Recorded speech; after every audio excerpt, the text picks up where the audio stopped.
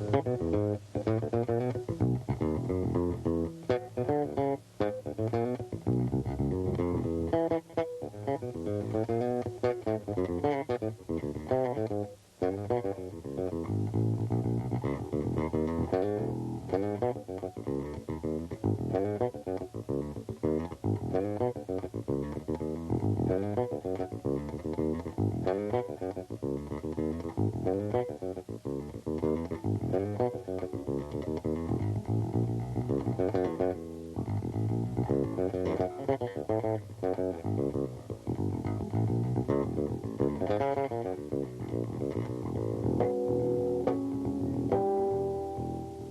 you feel today, Jaco? Okay, Jerry. All right.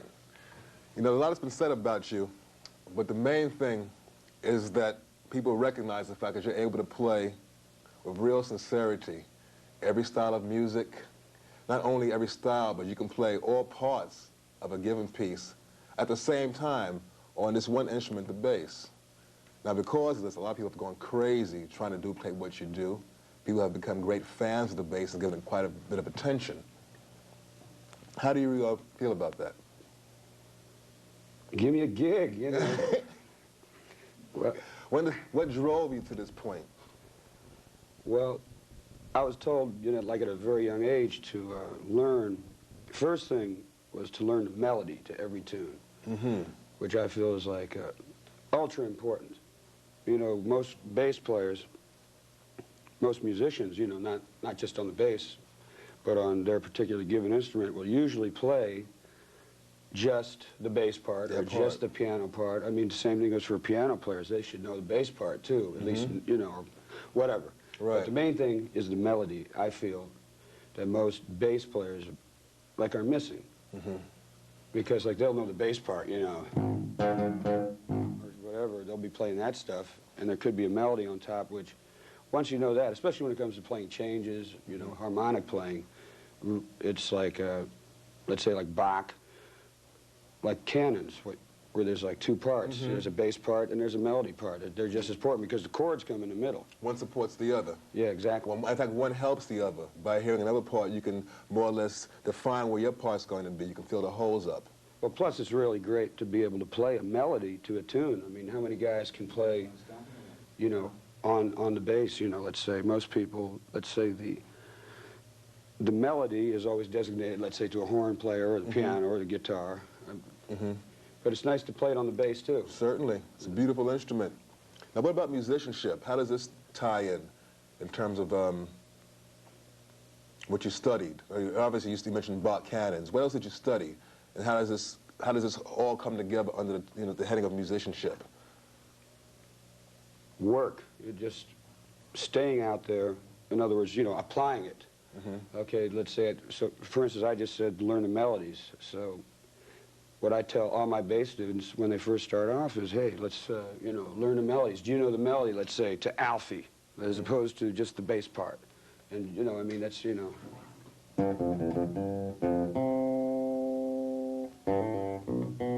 Right. You know, etc. Yeah, that gives you the feeling of the song. Yeah, because then it, plus it's the most melodic way for a bass player to learn how to play melodic bass lines is by, you know, playing melodically within the bass. Was there anything else you studied other than Bach? I know you spent a lot of time studying Bach. Well, I got into that a little later. What I first started studying was, you know, let me see.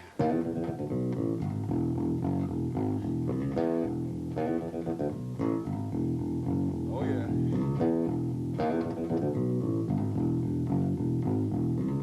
You got into the funk.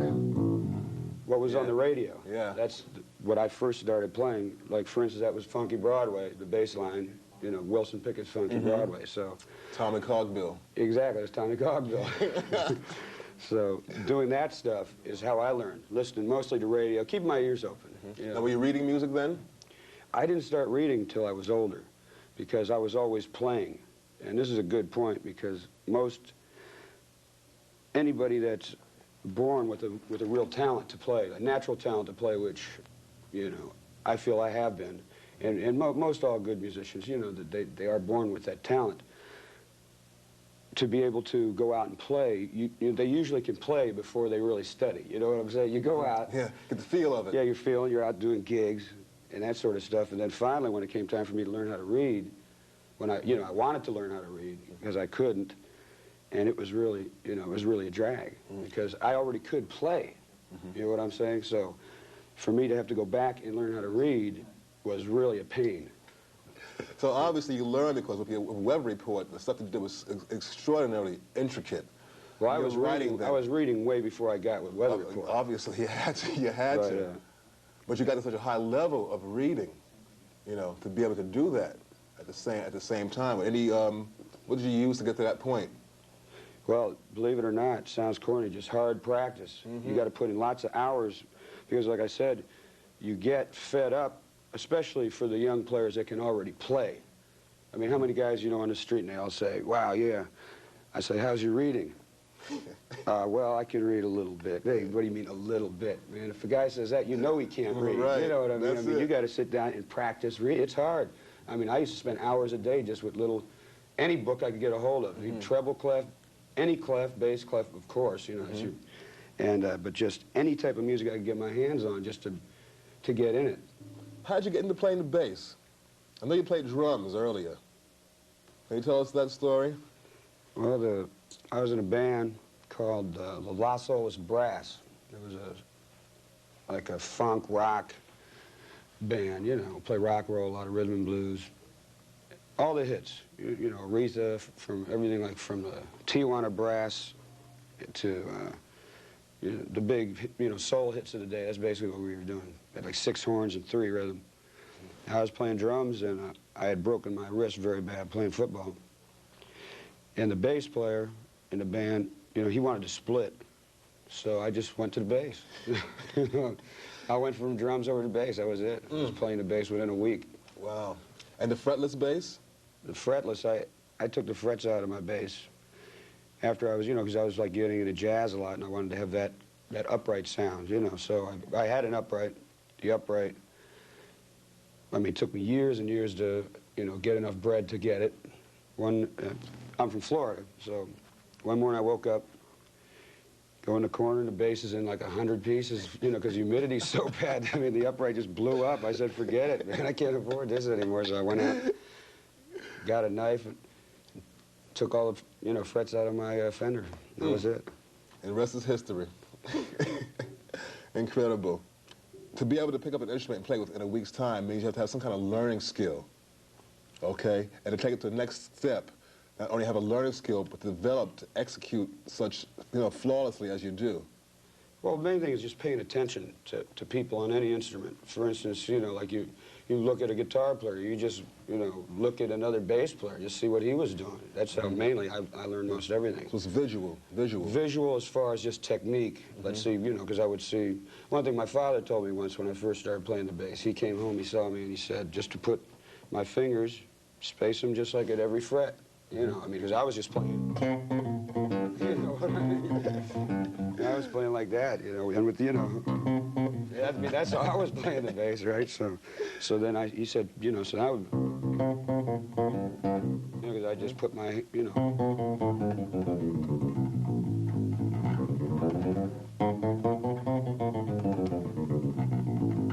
Okay, so that's like spacing your fingers just by the fret.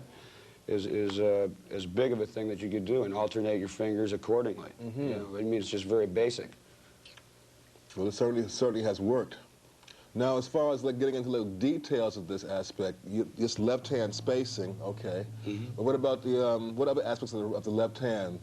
Because your intonation is, you have, to play fretless bass. First of all, intonation has to be right on it. Well, one thing, for instance, right now I'm using a fretted bass. How I got my intonation on the fretless is by, first of all, I never practiced a fretless ever because the strings would always eat the neck up. So I would only play it on gigs. But see, when I would practice with the fretted bass, it's harder actually to play a fretted bass than a fretless because of the fret noise. So I would but I would play it, and you play exactly on a fretted bass where you do on a fretless. You just play, you can play here in the middle, it doesn't matter because the tone's going to come out. And that's where you get the best sound also on a fretted bass. I mean, if you want to get into Clearer. it. Clearer, exactly. So when you go to fretless, and seeing that I had taken my frets out, you know, I had little, The marks the marks were still there with because I put Duratite, some sort of wood putty in there, right? So you could see that, which helped too, you know, because, you know, the fretless, or Fender bass, excuse me, you know, it's got such a long neck. Like on an upright, you got position. You just go this far, and you're in the thumb position. You know, you can feel the neck. Right. I mean, you got to go about this far. You know, I mean, that's a long way. You got feels the same. You got to look at the neck if you're making big jumps. So, you know, that helped a lot, having the fret markers. You know, where the holes were filled in, and then practicing scales. You know, just straight scales, gets your hand in shape, so that once you start off someplace, you know, once you get on the first note, you can go for a long time without having to, you know, check yourself out if you're playing in position. You know what I mean? What about this twilight zone area up here, where everybody finds it hard to play because you can play the same thing back here that you can play up here? How'd you work that up? Because you do a lot of your playing in this solo area of the instrument, you know. Well, different ways of doing scales. For instance, if you just go.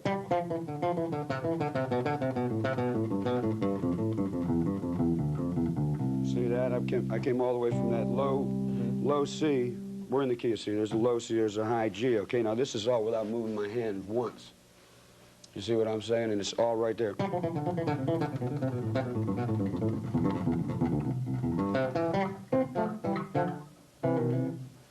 You know what I'm saying? All in one position. Okay, then there's other ways. See, because most bass players, for instance, this is something that I've been doing the last few years.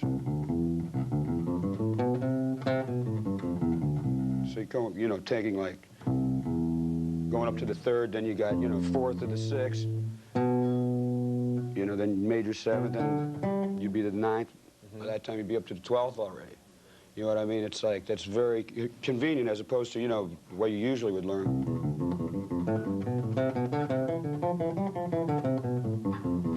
See, I mean, that's how most people probably originally learned with That's making a smoother approach. Well, that's just, it's normal because that's the way from up here, like you were saying.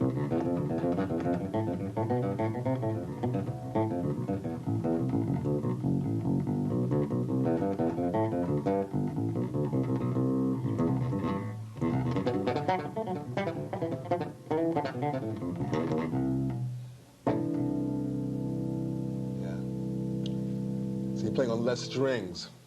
Yeah, that makes a big difference. And to have skipping, you know, skipping from string to string, like good exercises are like sixes. Most people don't practice sixes. Like, you see what I'm saying? Where you're alternating a string before you're even going anywhere else. You're already jumping. How about your endurance? You have incredible endurance. That's just from years and years of gigging. That's all. I mean, I used to play 8 sets a night every night when I was a kid, you know, for a year at a time without a night off, that sort of stuff. That's just playing a lot. You were playing in R&B bands then a lot then? Yeah, just playing like rhythm and blues all night. Because I never really had to practice all that much for endurance because I had it from playing so much. Like in fact, I do most of my practicing without even an instrument, just thinking it. Because my chops, you know, from so many years of playing. Well, that's where your musicianship really comes to the fore. Yeah, well, You can do that. I'm just lucky enough to have, you know, grown up in an era when rhythm and blues was really at its forte. I mean, that's when you were doing most of your stuff, like with Atlantic and everything. And that's people, the style of music that people were into when I was growing up. So there were lots of dance gigs, you know, playing R&B and funk, and then sneak some jazz in on the side, whatever, you know what I mean.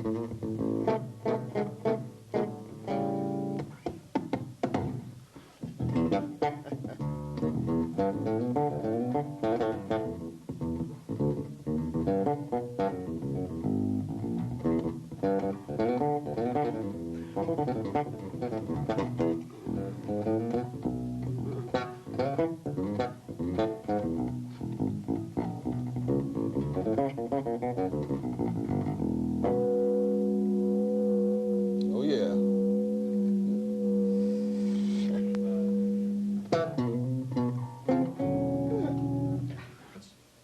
What about the use of arpeggios in terms of developing fingerboard memorization?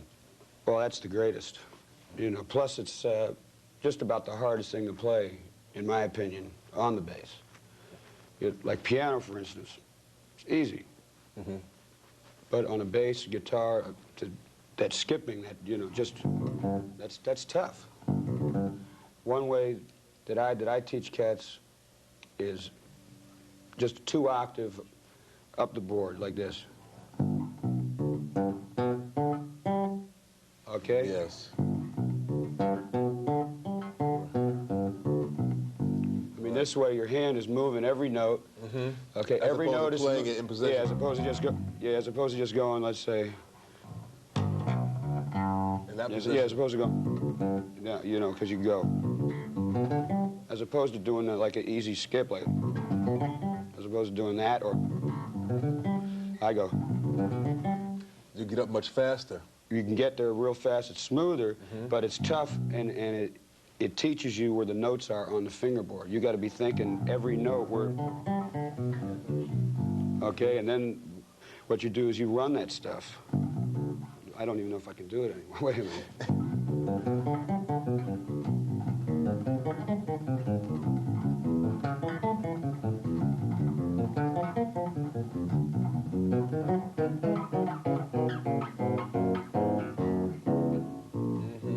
Now, double stops is another thing I find is really helps you learn the fingerboard also.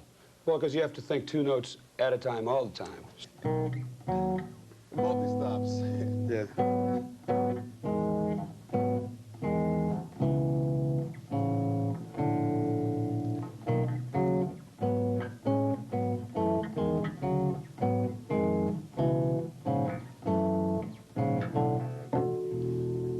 So your exercises seem to be more or less in terms of like mental, in terms of developing things that make you That's think. ultra important, because that way you can, especially in improvisational music, you know where the stuff's at to go for, as opposed to just jiving, let's say, where people are just wiggling their fingers and know a couple of licks. I mean, this way we're talking about, you know, the real deal.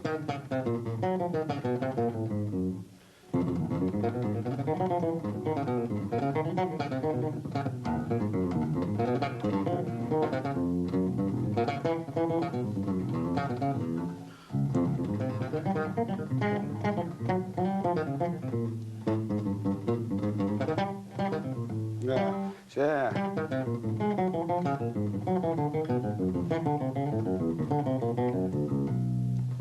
Yeah, I can see with arpeggios really pay off for you because you play a lot of things in thirds, large plus- intervals. But plus going up and back with them, too. Here's a good exercise.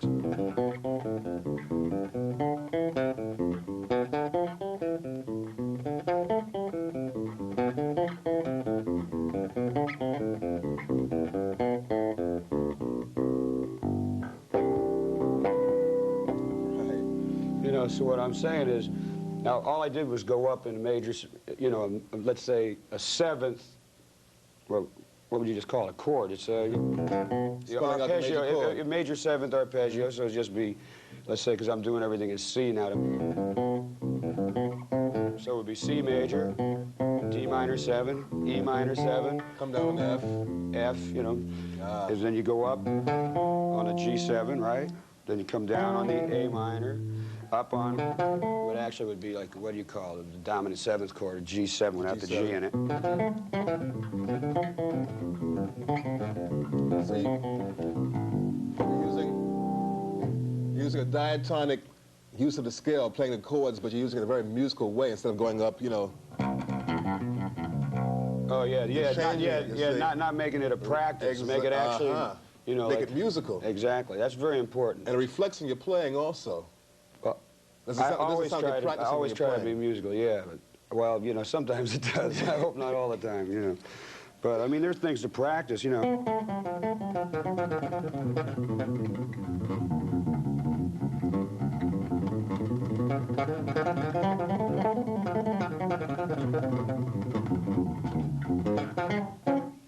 That's just using That the was just whole scale. tone. That was just a whole tone scale, alternating fingers with different numbers, you know, just like making maybe patterns of 3 or 4 notes at a time, or 5 notes at a time, you know, like a one.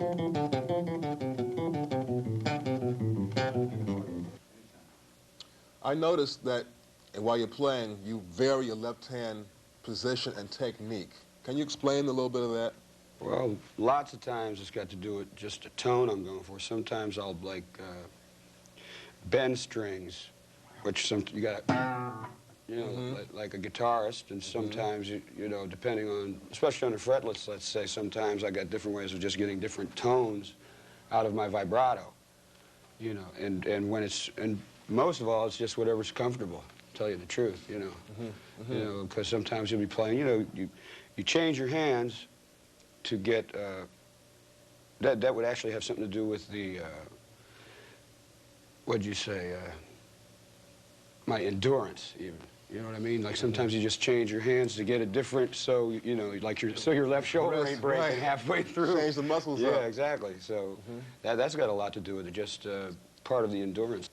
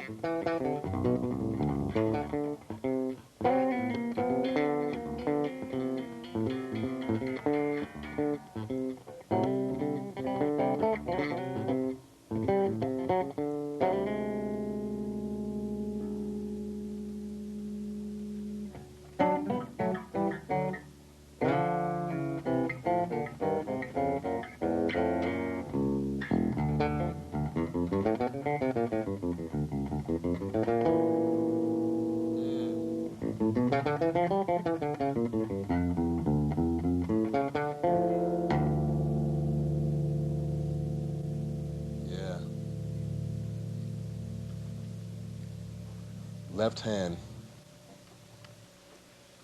Now, of all this left hand execution, you're getting a sound, I know, from your left hand, but your right hand also amplifies the sound. I know sometimes you play in this area, high above, at the end of the fingerboard, you play over this pickup. You'll play here, you'll play here. You play everywhere on the instrument. It's like you play all the music, you play all the bass. You know, how does this affect the sound? What are you doing when you're doing this? What are you going for? You're playing back here, so. Well, the main thing when I'm playing in the back is when I'm playing fast for speed, okay? Because, needless to say, the string is not as taut here as it is here. So the main thing is this just doesn't move as much. So it's quicker. Up here, see that? Slower. See what I mean? Yeah. Back here, that's all the further I'm going.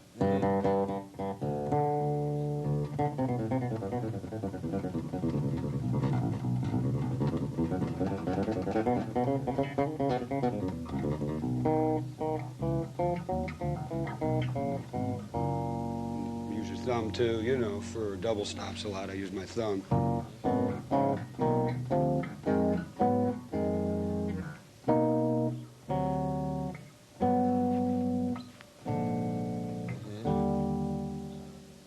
Up here, you get a more rounder tone. See?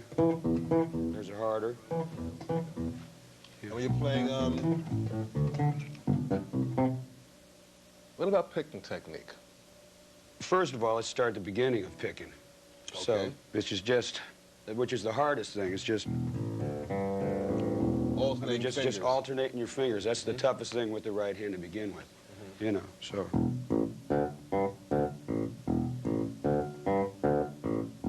That alone is as hard as anything you'll ever have to play on the bass, and then doing it with the other fingers too, which I can't even do. Opposite. Yeah, and then like, see how that, I'm coming back right then, I just rake them coming back. When you rake something, if you want to rake the string, in other words, then you're gonna have to mute it down here. You know what I'm saying? Exactly. The left hand. Otherwise, it's just gonna be, you know, it's easier when you're picking something because, The hand is already there. yeah, so what you do is you just lightly, you know, after you pick each note, you just take the finger off on your left hand. And then it's short, you know, because otherwise you just have, You don't want that. exactly. You don't want that. So then what I do is just, that's where like scales come in, just over and over.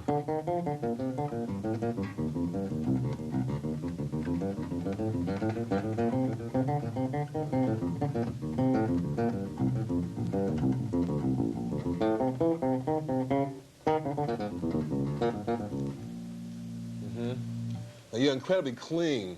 Your sound is like, there's no added noise. So it's like with playing the bass. Now that's a combination of both hands. Uh-huh. You know, the good picking, but also the good muting with your left hand. Left hand muting. Left hand muting, yeah. Like Don Lee, I mean, it took me years, it took me 9 years to learn how to play Don Lee, for instance. But most of that was not just, it was mostly making the instrument not make noise, excuse me. In other words, not making noise with, between the left hand and the right hand. I mean, you know. I mean, that's tough. You know, so you got both hands really got to be working together on that. Together. A lot of it is with the left. I only pick with these two fingers. These other ones are always like muting somehow. Like they'll be sitting here. You see what I'm saying? Like when I'm playing, these will be sitting here, usually like this, something like this, to prevent your right hand from making the noise down here. That helps here. Okay, because basically you could do, you know. With one hand. You know, anybody, but now you heard the noise that I was just getting. Exactly. So, you know. So the right hand helps you mute that. Exactly. It's basically just laying it down is all it is. And these two fingers are usually taking care of the G and the D, and this is usually taking care of the E. Because, you know, you probably do lots of playing on an A. See, that's where most of the best bass tones are at.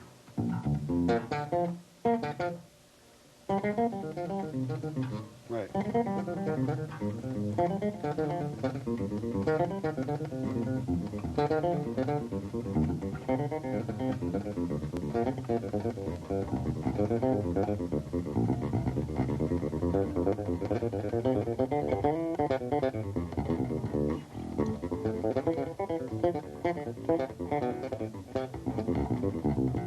Sorry. So also is a good thing, like this is not my normal bass. I got a precision bass neck on here deliberately to have to stretch my hands, you know, because the jazz bass neck is thinner, which I usually play on stage. But you know, this is good. It's good to practice on something, because like coming down, you saw me, and I was starting to like scuff up a little bit, man. But you know, it's good because it makes your fingers stretch.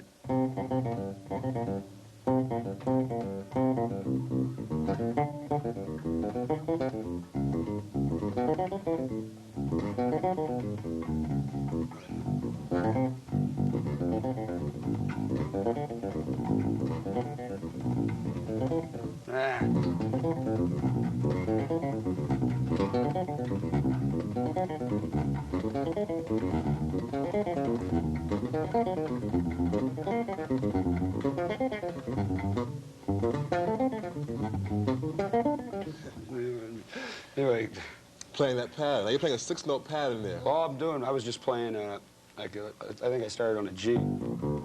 G minor, a 12th, I don't know, what 9th, 10th, yeah.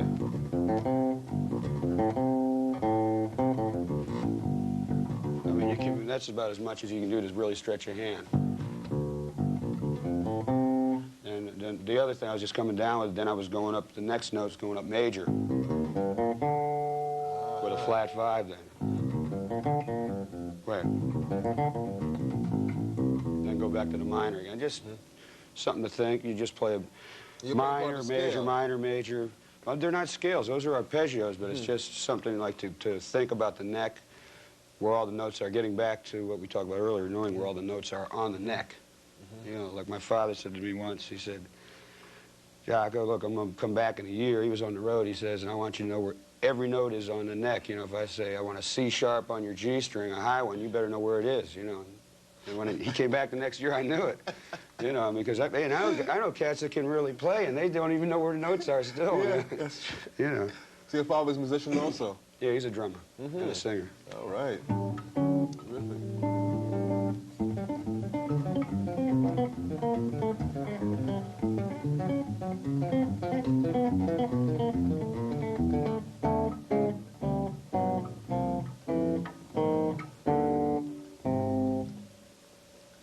So you're basically self-taught then?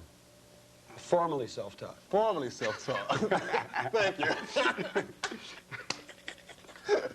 What about rhythm? I noticed, like I mentioned before, you were playing a 6-note pattern, and I was able to tell between playing a 6-note pattern, a 5-note pattern, a 4-note pattern.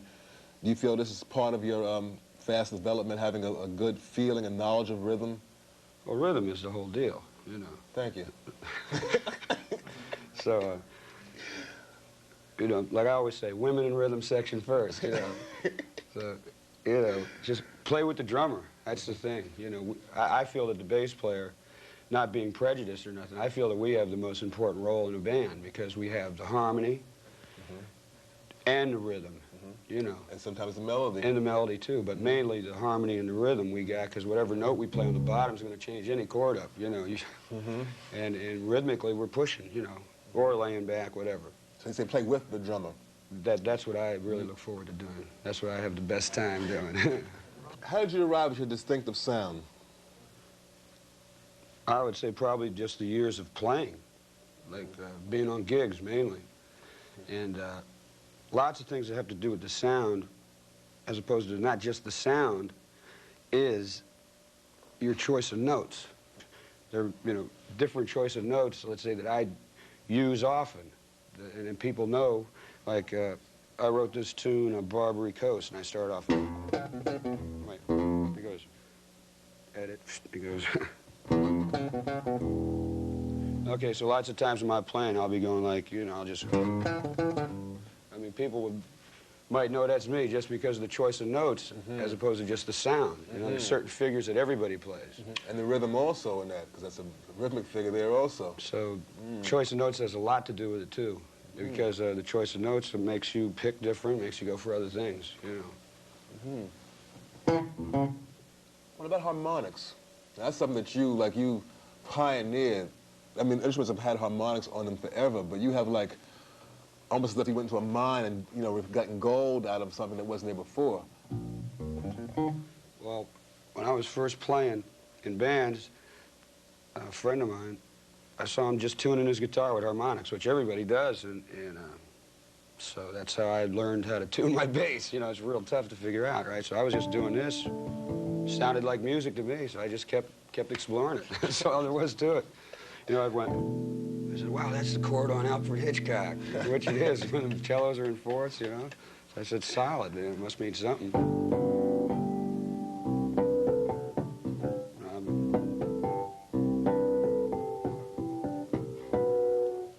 Wow, there it is. I told you I haven't done it in years.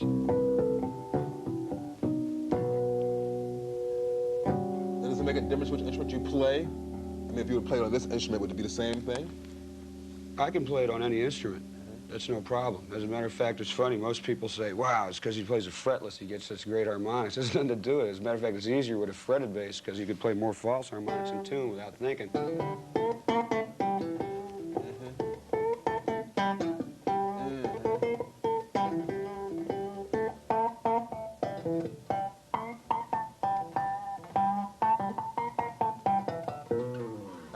How is that false harmonic achieved?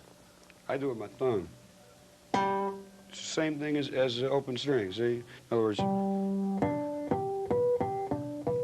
okay, so if you play any note, all you have to do is make as if you're playing an open string. I mean, that's how I thought to start doing that with the false harmonic. So let's say if I'm playing an A, just separate it in half. There it is, perfectly. Wait a minute.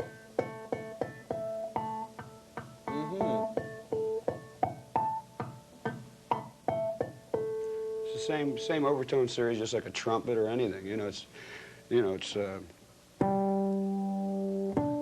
are basics. There's your octave.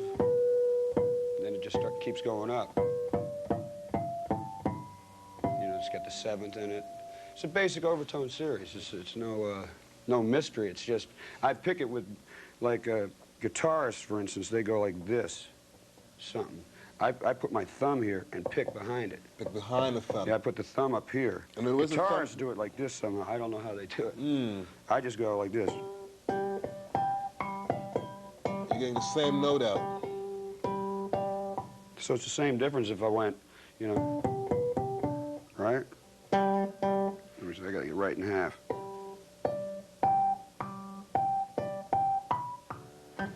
See what I'm saying? So the thumb becomes the open string? Is that what happens? The thumb? No, this becomes your left hand. The left hand becomes the open string? This becomes what this finger would be over here.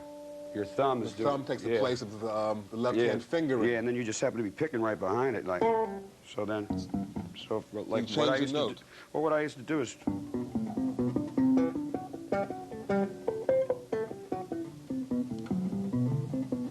See, so every time you're picking, you got to be moving everything. That gets tough.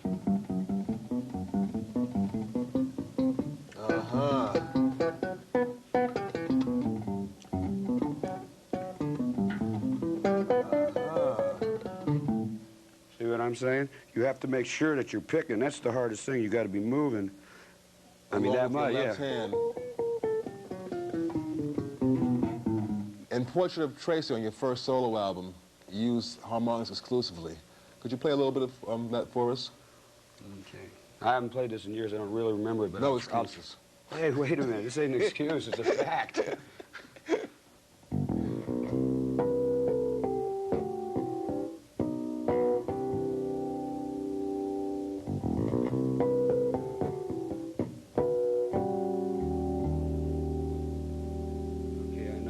That I forget.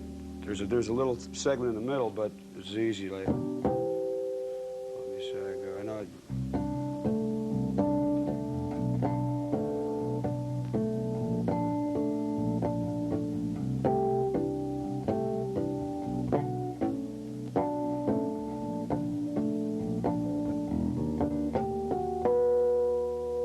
I remember that. I'm not gonna do. Right.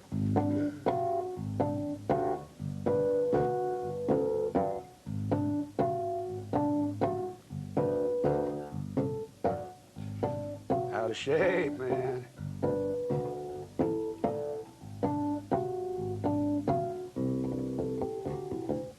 I forget what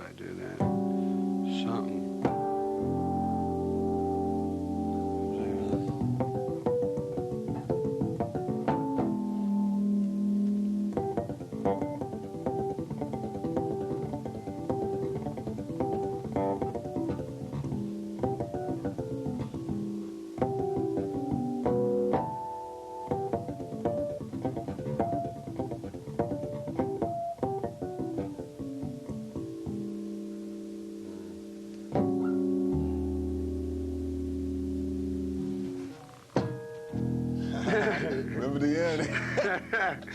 The beginning Everybody and the thought end. that was overdub. That's for real, man. Yeah, man. You're definitely That's for real. tough. See, I did the same thing I was talking about up here with F sharp, a B, and an E here. Mm-hmm. Got the E in the bass, then I went up to the third, just as if I went to the B of the G on the open string, right? And just, so then I got, you know, G sharp, then I got D sharp, then I got A sharp. So I got like a flat 5, major 7 flat 5, or E major 7 flat 5.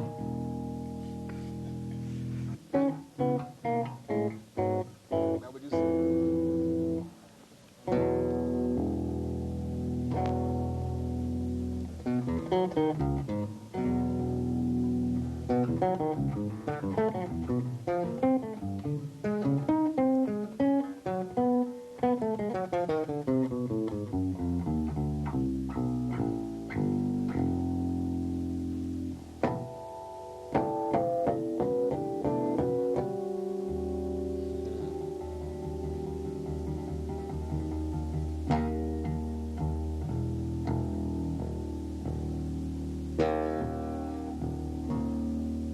Special tuning there.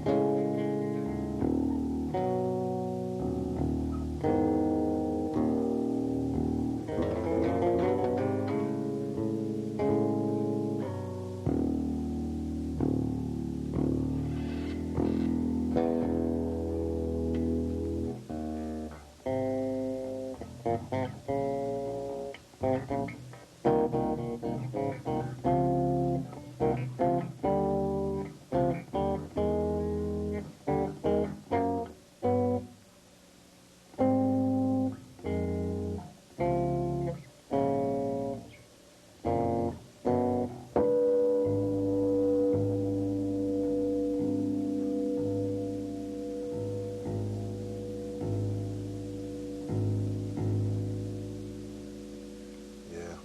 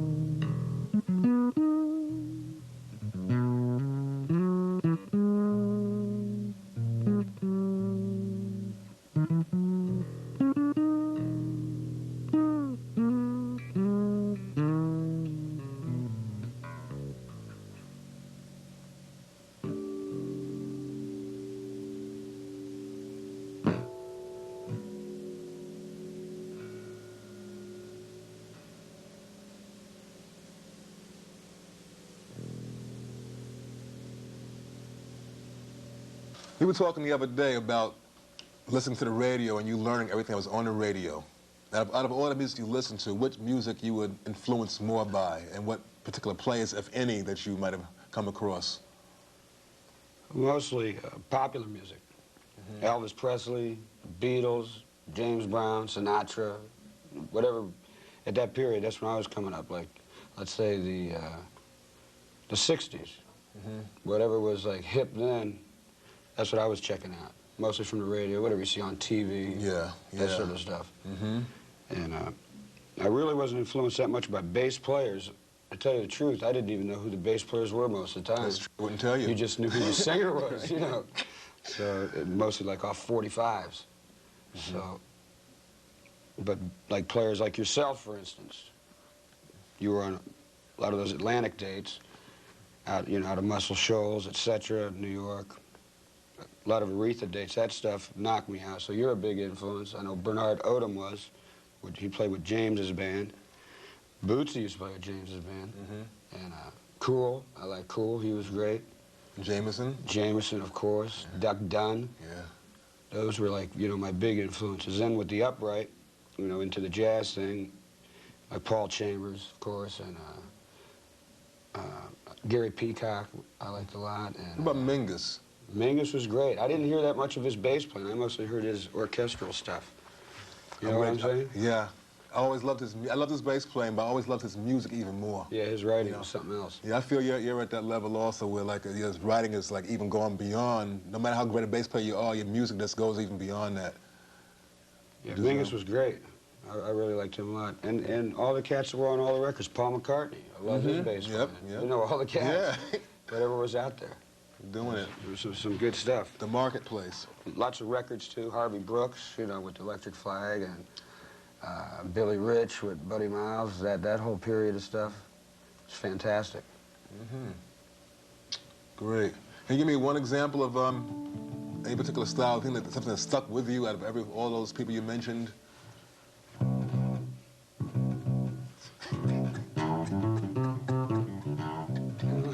Enough said. Okay.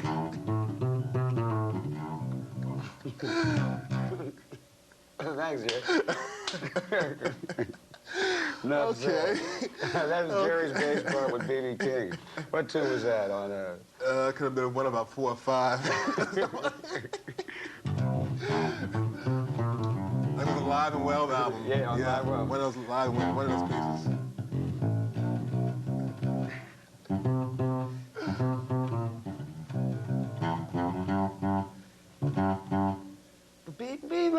What'd you do? Yeah.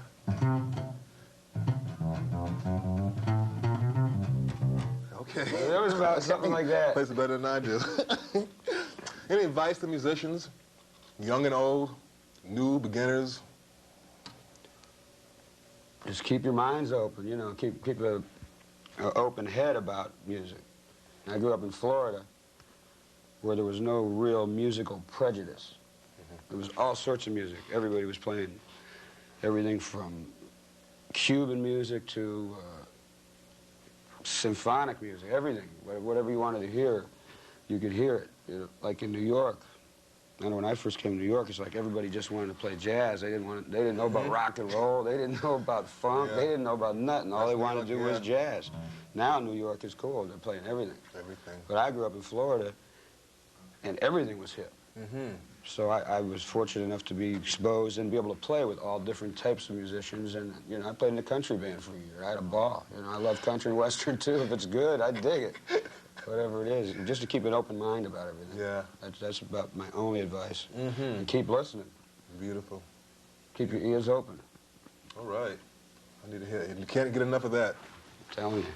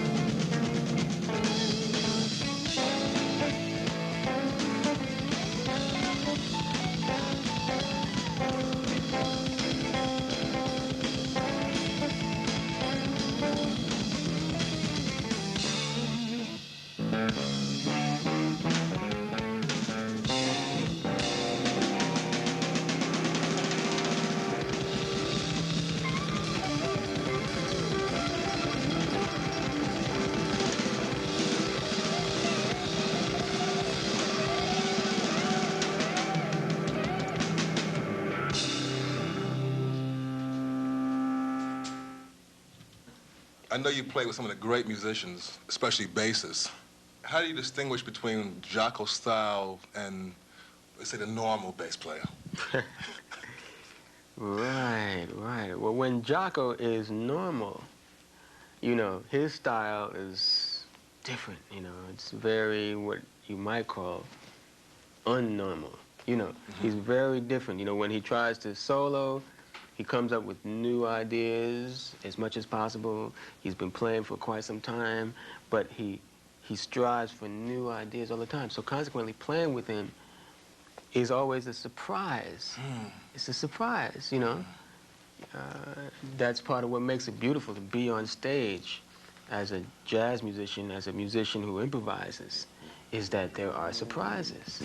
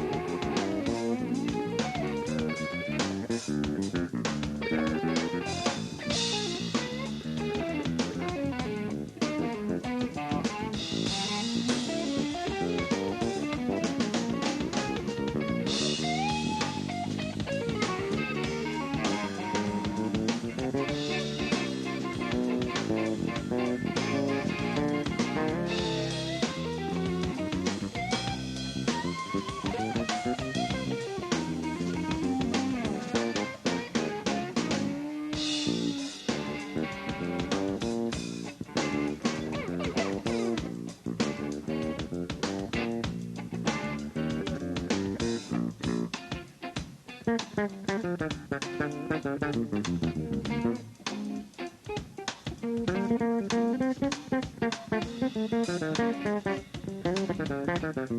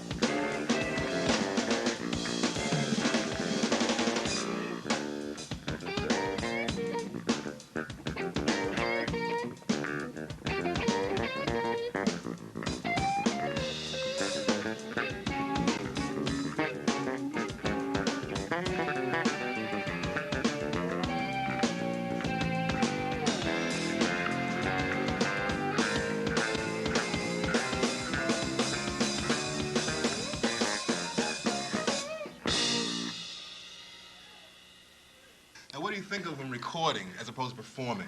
There is a difference in thought. Or do you differentiate between the two? Does it make a difference when you hit the stage or you go into the recording studio? I see a big difference, personally. See a big difference? Could you run it down? Well, when I go into the studio, I definitely have to have more of a plan, you know, because it's something that you're making for, you know, for that idiom. There's definitely a difference. Musically, there's not that much of a difference, but the way that you behave before you get there, you know, like I would never practice before a gig. You know, but I mean, I practiced all week for this to make sure my fingers could do technical things for this particular thing, okay? If you're doing a record date and you know some of the music in advance, you be thinking about it and you make sure your chops are ready to cover it. So there is a big difference. When you're doing your gig every night, you know, man, third or fourth tune, you're going to be warmed up. You're going to be hitting. You know, once a couple tunes, you in there, and everything is going to be all right. But recording, there is a big difference, in my opinion. I don't know, Kenwood, what do you think? When you play live, the audience is right in the present time with you, you know, with you as you play. So you can play off of the audience in that sense. Well, we've done several, we've done several albums with Weather Report, for instance. Most of that stuff everyone thinks is live is us playing in front we're in a studio, but with like a studio big enough to also have a small audience in there too. So you also are, you got the best of both worlds.